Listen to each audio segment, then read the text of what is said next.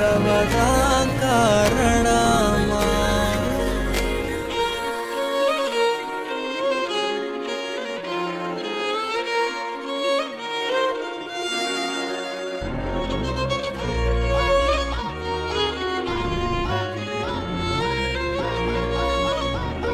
இன்றைக்கு உடல் சூடை குறைப்பதற்கு கொத்துமல்லின்னு சொல்லக்கூடிய அந்த கொத்துமல்லியுடைய சாறை விட சிறப்பான மருந்து எதுவுமே கிடையாது. காலை எழுந்த உடனேயே கோடை காலத்துல ஒரு கைப்பிடி கொத்துமல்லி இலை, அது கூட ஒரு டேபிள் ஸ்பூன் ஜீரகம், தேவை என்றால் எலுமிச்சை சாறு கொஞ்சம் போட்டு வெந்நீர் போட்டு நன்றாக அரைத்து அதை காலை வெறும் வயிற்றில் நம்ம குடித்தோம்னா அன்று முழுவதுமே உங்க உடல் சூடாக இல்லாமல் ஆரோக்கியமாக இருக்கிறத நீங்க உணர முடியும்.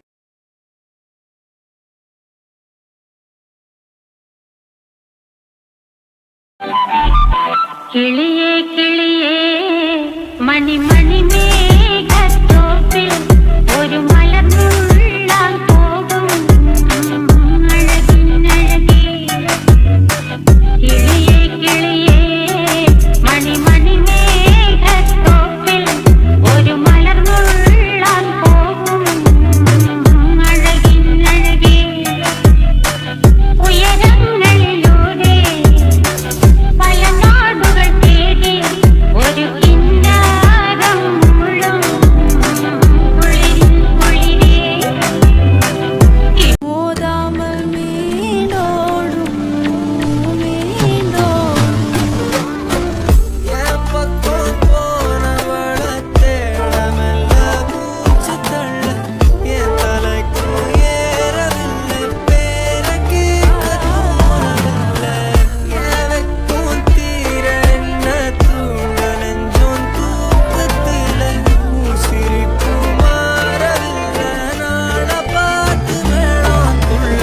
பேசலை தாச கூட சோதி சுகத்தை தேட ஆழம் கூடிட கருவேப்பிலை. இந்த கருவேப்பிலையை வந்து பார்த்திங்கனாக்கா எல்லோரும் சொல்லுவாங்க கொள்ளு இறைச்சியவனுக்கு கொள்ளு அப்படின்னு சொல்லுவாங்க. அதாவது இலக்கியணுன்னாக்கா கொள்ளு அப்படிம்பாங்க. கொள்ளை வந்து பார்த்திங்கன்னா லைட்டாக ஃப்ரை பண்ணிக்கோங்க. ஒரு 1/4 கிலோ கொள்ளு, அதேமாதிரி 1/4 கிலோ வந்து கருவேப்பிலை, ரெண்டையும் ஒன்றா மிக்ஸ் பண்ணிக்கோங்க. காலையில் எழுந்திரிச்சோட கருவேப்பிலைக்கு வந்து மிகப்பெரிய ஒரு விஷயம் கொலஸ்ட்ராலை குறைக்கும். அதனால தான் நம்ம சாப்பாடில் நிறைய கருவேப்பிலை போடுவாங்க. அது விட்டமின் டி நிறையா கொடுக்கும். நிறைய விட்டமின்ஸ் கருவேப்பிலையில் இருக்குது. தேவைப்பட்டால் இந்து உப்பு சேர்த்துக்கலாம். பார்க்க ஒரு நல்ல ஒரு சூப் மாதிரி ஆகிடும். ஸோ இதை நீங்கள் சுகராக இருந்தால் நல்லா இருக்குன்னு நினச்சிங்கனாக்கா, சுகர் இல்லைனாக்கா நீங்கள் நாட்டு சர்க்கரை சேர்த்துக்கலாம். ஸோ சால்ட்டும் சேர்த்துக்கலாம், சுகரும் சேர்த்துக்கலாம். குடிக்கிறதுக்கு அவ்வளோ நல்லாயிருக்கும். இதை நம்ம காலையில் ரெகுலராக எடுத்துகிட்டு வந்தோம்னு கேட்டிங்கன்னா வித்தின் 1 வீக்கில் நீங்கள் கொஞ்சம் ரிசல்ட்டை பார்க்கலாம். அது ஏர் பாடியாக இருந்தாலும் சரி, ஃபேட் பாடியாக இருந்தாலும் சரி. ஸோ ரெண்டுக்குமே வந்து பார்த்திங்கன்னா யார் இருந்துச்சுன்னா கேஸ்ட்ரிக்கை வந்து அவ்வளோ அழகாக மூவ் பண்ணி கொடுத்துரும். உடம்புல இருந்து ஃபேட்டாக இருந்துச்சுன்னா குறைச்சிடும். ரெண்டுமே சூப்பர் காம்பினேஷன். ஜாலக்காரி மாயா ஜாலக்காரி நீ என் உள்ளம் கொத்தி காந்த கண்ணால் நோக்கி தன்னால் நீரி பின்னால் பல நாளுருவி பின்னால் அலபோலலையா முன்னால் கழியும் வரஞா. சளி தலபாரம் ட்ரை ஆகாம சளி உள்ளேருந்து வந்துட்டே இருக்கு இல்லையா, அந்த சளி அப்படியே ட்ரை ஆக்குறதுக்கு வெற்றிலை எப்படி பயன்படுத்தணும் அப்படின்னு பார்த்தோம் அப்படின்னா அதனுடைய நுனியையும் காம்பையும் நம்ம ரிமூவ் பண்ணிடணும்.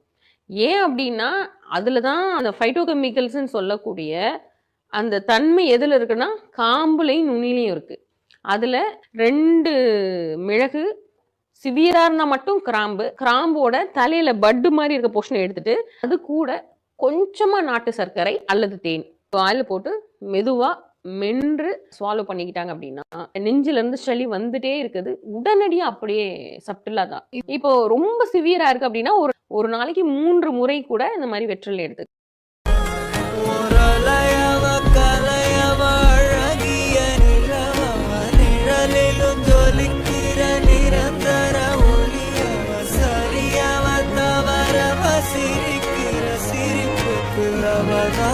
காரணமா?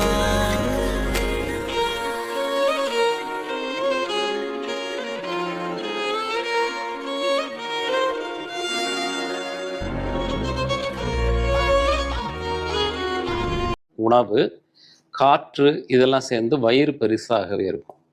அப்போ என்ன பண்ணணும், 10 பல் பூண்டு வரைக்கும் நம்ம எடுத்துக்கலாம்.